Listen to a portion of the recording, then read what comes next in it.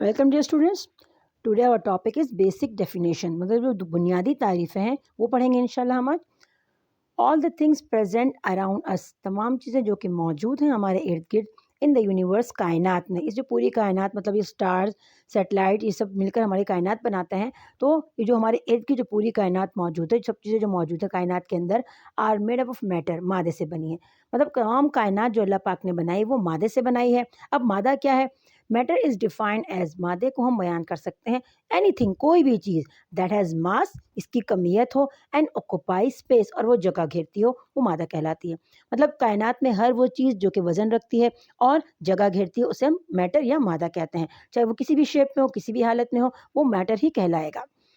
The quantity of matter is in an object, the quantity मकदार of matter मादे की, in an object किसी चीज़ में या किसी जिस्म में, इज इट्स मास, वो उसकी कमियत है। या आपके पास मास की डेफिनेशन आ गई कि भाई एक मादे की मकदार जो किसी जिस्म के अंदर मौजूद होती है वो आपके पास कमियत कहलाती है। अब अक्सर बच्चे मास और वेट में ज़रा कंफ्यूज होते हैं, इनको मिक्स कर देते हैं। मास कमियत मतलब अमाउंट ऑफ सब्सटेंस जो कि होती है एक बॉडी में, वो कम ज़्यादा जगह के साथ नहीं होती। लेकिन जो वेट आपके पास है वो आपके पास कम ज़्यादा हो सकता है। अब वेट है क्या? वेट आपके पास है किसी भी जगह का, जो आपके पास जहाँ होते हो, सपोज ज़मीन है, अब ज़मीन के आपके पास जब होते हो, ग्रेविटी आपके पास असरअंदाज होती है आप पर, और एटमॉस्फेरिक प्रेशर होता है।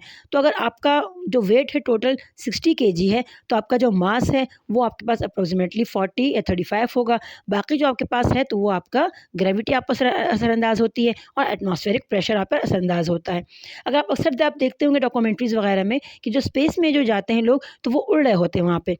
क्यों? वहाँ पर वो लोग वेटलेस हो जाते हैं। ये बात याद रखिएगा, मासलेस नहीं, वेटलेस। क्योंकि उनके पास जो हाथ पाँव उनके तो जितने यहाँ पे होते हैं उँगलियाँ, 10 उँगलियाँ यहाँ पर है, वहाँ भी 10 उँगलियाँ होती हैं हाथ की, इस तरह यहाँ पाँव की उँगलियाँ, जो अज़ा है वो कम ज़्यादा नहीं होते। लेकिन आपके पास वेट जो होता है, जो ग्रेविटी होती है, एटमॉस्फेरिक प्रेशर, ये ख़त्म हो जाता है। तो इसलिए आप वेटलेस हो जाते हो, लेकिन अमाउंट ऑफ सब्सटेंस जो आपके हैं, जो मास है, वो आपका कांस्टेंट है। मास आपका कम ज़्यादा नहीं होता जगह चेंज करने से, लेकिन वेट आपका कम ज़्यादा हो सकता है प्लेस टू प्लेस।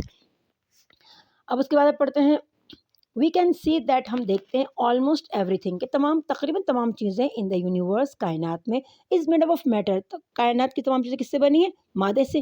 बिकॉज क्योंकि दे हैव मासेस, उनकी कमियतें भी हैं, एंड ऑक्यूपाई वॉल्यूम, और वो हजम भी घेरती हैं।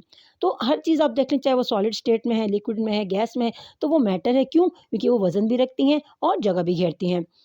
अ फ्यू एग्जाम्पल्स, अब कुछ मिसालें ऑफ मैटर मादे की, आर द फूड, खुराक, वी ईट जो हम खाते हैं, ये सॉलिड में आ जाता है आपके पास। द वाटर, पानी, वी ड्रिंक जो हम पीते हैं लिक्विड फॉर्म में। एंड द एयर, और जो हवा, वी ब्रीथ, हम सांस लेते हैं, ये गैस फॉर्म में। मेन हिमसेल्फ इज मैटर, अब इंसान खुद भी क्या है? मादा। क्यों? हम भी वजन रखते हैं, जगह घेरते हैं, तो हम भी क्या है? हम भी मादे की कस्म है। अ पीस ऑफ मैटर, अब वो टुकड़ा मादे का, इन प्योर फॉर्म, जो खालिस हालत में हो, जिसमें कोई और इम्प्योरिटीज या कोई और सब्सटेंस शामिल ना हो, इज कॉल्ड सब्सटेंस, उसको हम सब्सटेंस कहते हैं, मादा कहते हैं।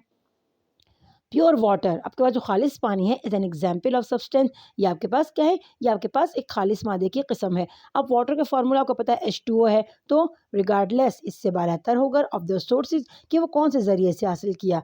आप नल का पानी लो, वो भी H2O है। आप समुद्र का पानी लो, वो भी H2O है। आप कुएं का पानी लो, आप तालाब का, झील का, जहाँ का भी पानी लो, तो पानी आपके पास H2O होता है। हाँ, अगर उसमें कुछ कचरा वगैरह, कुछ इम्प्योरिटीज़ होती हैं, वो अलग बात है। लेकिन वो जो आपके पास पानी है, उसको हम छान कर इम्प्योरिटीज़ को आप अलग कर सकते हो। लेकिन पानी आपके पास क्या है? वो आपके पास प्योर सब्सटेंस है। ऑल मटेरियल्स, तमाम मादे, में बी क्लासिफाइड, उसकी हम दर्जाबंदी कर सकते हैं इनटू प्योर सब्सटेंसेस, खालिस चीज़ों में, जैसे कि एलिमेंट हो गया, अनासिर, ये, और कंपाउंड, ये भी आपके पास क्या है? ये सब्सटेंस है। एंड इम्प्योर सब्सटेंस, और नाखालिस चीज़ें, जैसे कि मिक्सचर, आमेज़ा। अब यहाँ पर आपको एक चार्ट शक्ल में दिया गया है। मैटर लिखा है, अभी इसने सवाल लिखा है, does it have constant properties and composition, क्या इसकी मुस्तकिल खसूसियत और तनासुब होता है मादे का? तो इसमें दो जवाब है, एक है यस, एक है नो। अब यस जो आपके पास कहा है कि भाई हाँ, उसमें एक कांस्टेंट प्रॉपर्टी और कंपोजिशन होता है, वो क्या है? प्योर सब्सटेंस का। नो में मिक्सचर आता है आपके पास। प्योर सब्सटेंस जो आपके पास है वो क्या, कि उसमें और कोई नाखालिसियत ना हो। अब मिक्सचर में आप मुख्तलिफ कमी बेशी कर सकते हैं। फिर प्योर सब्सटेंस में आपसे पूछा गया है, can it be simplify chemically, क्या उसको हम कीमियाई तौर पर सिंप्लीफाई कर सकते हैं? तो इसमें दो आंसर हैं, एक यस, एक नो। अब यस आपके पास कंपाउंड के लिए, क्यों कंपाउंड आपको पता है कि जब 2 या 2 से ज़्यादा एटम मिलते हैं, कीमियाई तौर पर केमिकली कंबाइन होते हैं, वो कंपाउंड बनाते हैं। तो अब ज़ाहिर बात है 2 या उससे ज़्यादा है तो उसको आप अलग कर सकते हो। लेकिन एलिमेंट जो आपके पास है तो वो आप उसको सिम्प्लीफाई नहीं कर सकते, उसको आप आसानी से अलग नहीं कर सकते। अब आते हैं मिक्सचर पर। अब मिक्सचर में लिखा है it is in uniform through out, क्या वो यकसा होता है पूरे में, पूरी चीज़ में? मतलब आपके पास जो मिक्सचर है क्या उसकी कंपोज़िशन आपके पास जो है थ्रू आउट मुकम्मल यूनिफ़ॉर्म होती है, यकसा होती है? इसमें 2 हैं, एक येस, एक नो। अब येस में आपके पास है होमोजीनियस और नो में आपके पास है हेटेरोजीनियस। अब होमोजीनियस क्या है? सपोज़ अगर आप चाय बनाते हो, चाय में आप डालते हो दूध, पत्ती, चीनी सब डालते हो आप उसमें पानी वगैरह, तो ये सब मिलकर एक चीज़ बनाते हैं। इसमें आपको ना पानी अलग नज़र आता है, ना चाय अलग नज़र आती है, ना आपको पत्ती अलग नज़र आती है, ना चीनी। तो ये क्या है, ये एक मिलकर एक ही चीज़ बनाती हैं। तो ये आपके पास क्या है होमोजीनियस, कि बहुत सी चीज़ें मिलाकर आप जब एक चीज़ बनाते हो तो वो होमोजीनियस हो जाता है। इस तरह आप शरबत ले लो, शरबत में आप क्या करते हो कि शरबत शामिल करते हो, फिर आप पानी डालते हो, चीनी डालते हो, लेकिन ये सब मिलकर आपके लिए एक ही महलूल बनाती हैं, आपको अलग-अलग चीज़ें नज़र नहीं आती, तो ये होमोजीनियस हो गया। जिसमें आप 2 या 2 से ज़्यादा चीज़ें शामिल करो लेकिन वो मिलकर एक ही चीज़ बनाए। अब हेटेरोजीनियस क्या है कि जिसमें आप 2 या 2 से ज़्यादा चीज़ें मिलाओ और वो अलग-अलग नज़र आए। सपोज़ आप इसमें सालन की मिसाल ले लो, सालन में आप मुख्तलिफ़ चीज़ें डालते हो, आपको नज़र आ रही होती है भई ये इसमें फ़लानी चीज़ डाली है फ़लानी, तो ये हेटेरो हो गया, ये सैलेड हो गया। आप सैलेड बनाते हो तो उसमें आपको अलग-अलग चीज़ें नज़र आती हैं, तो हेटेरोजीनियस हो जाता है ये फिर। सोसाइटी, टेक्नोलॉजी एंड साइंस इन 1924 में डी ब्रोगली, ये साइंटिस्ट का नाम है, पुट फॉरवर्ड उन्होंने दिया द थ्योरी, नज़रिया ऑफ ड्यूल नेचर, दोहरी फितरत का। दोहरी मतलब कि दो दो तरफा, ऑफ मैटर, मादे की। कभी मादा आपके पास जो है दोहरी फितरत का है, जैसे कि matter matter has the properties sorry matter has both the properties, matter के पास ये दोनों खसूसियात है। कौन सी दोनों? एक पार्टिकल्स ज़र्रे की, एज वेल एज वेव्स, कि ये लहर की तरह भी अमल करता है और पार्टिकल की तरह भी। ये पहली दफ़ा डी ब्रोगली ने हमें बताया था। और सॉरी, इन्होंने हमें ये बताया था कि आपके पास जो एक मैटर है उसके पास ये ड्यूल नेचर होती है, ड्यूल नेचर होती है ये, कि ये आपके पास क्या करता है, ये आपके पास पार्टिकल की तरह भी बिहेव करता है और वेव की तरह भी करता है। ये उसकी सिचुएशन पर डिपेंड करता है। He explain the background of two ideas, फिर उसने इसकी वजाहत भी की, इस दोनों नज़रियात की। ही एडवोकेटेड, उसने दलाइल पेश किए दैट दीज टू सिस्टम, कि ये दोनों निज़ाम मतलब पार्टिकल्स और वेव का निज़ाम कुड नॉट रिमेन डिटैच, ये अलग नहीं रह सकते फ्रॉम ईच अदर, एक दूसरे से।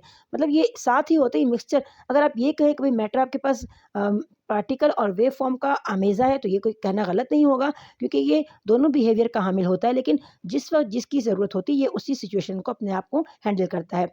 मैथमेटिकल एविडेंस, हिसाबी सबूत से ही प्रूव्ड, इसने साबित किया दैट एवरी मूविंग ऑब्जेक्ट, कि हर हरकत करता हुआ जिस्म इज़ अटैच विद वेव, वो लहर की शक्ल में अटैच होता है, मिला होता है। And every wave has particle nature as well, और लहर की आपके पास ज़र्राती फितरत भी होती है।